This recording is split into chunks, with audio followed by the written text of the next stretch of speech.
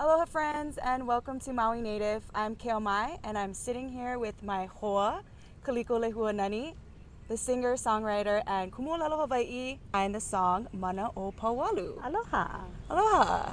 So tell us, what is the Manaʻo Pauwalu? So Manaʻo Pauwalu is a really special song for me. It's a song that I wrote for our papa, Solomon Kaʻauamo. And it speaks about the beauty of Pauwalu, which is a place in East Maui.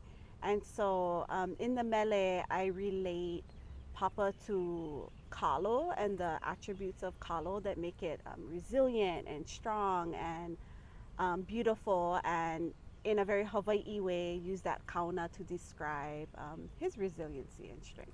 I actually met up with papa and asked him for some help in writing this song for my husband. And so in writing this song, in that process, there's a lot of laughter and beautiful memories. And he had like jokingly said, oh, you should talk about him like a taro, because my husband comes from a taro farming family.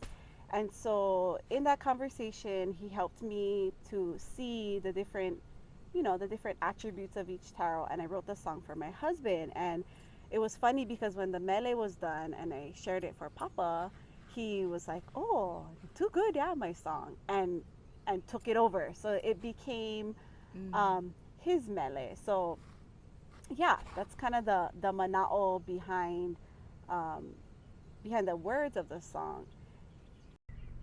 What do you want people to know about you as an artist? What I want people to know is because I've decided I don't want to put myself in a box. So people, like you were mentioning, certain people are like, oh, she does roots, but I don't want to be she does roots. I don't want to be she does mele Hawaiʻi, because I feel like what quarantine has taught me, and I don't know if we talk about this or not, but like for real, is that our lives are too short to put ourselves into boxes. And if you put yourself into a box, naturally you limit your creativity. There are a lot of people who are maybe feeling stuck right now. Do you have any advice for other creatives? Honestly, what I think about is the bowl of life. Yeah.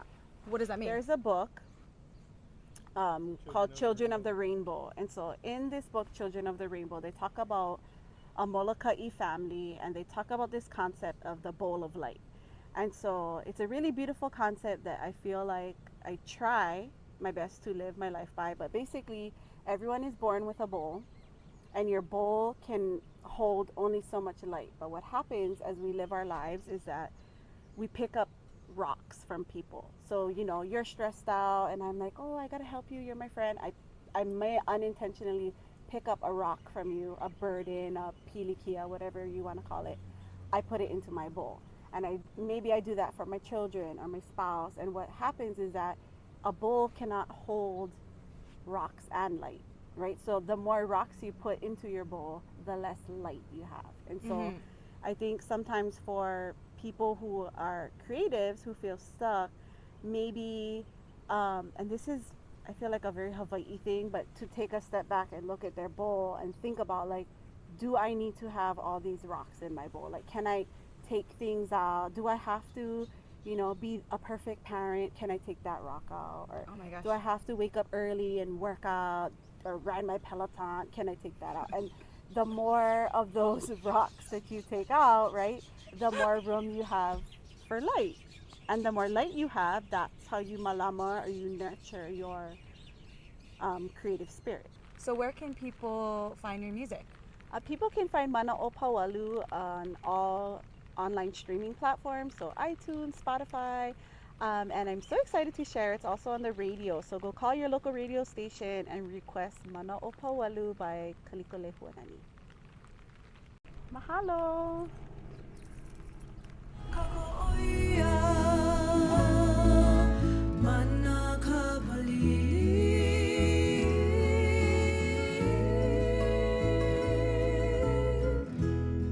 Mana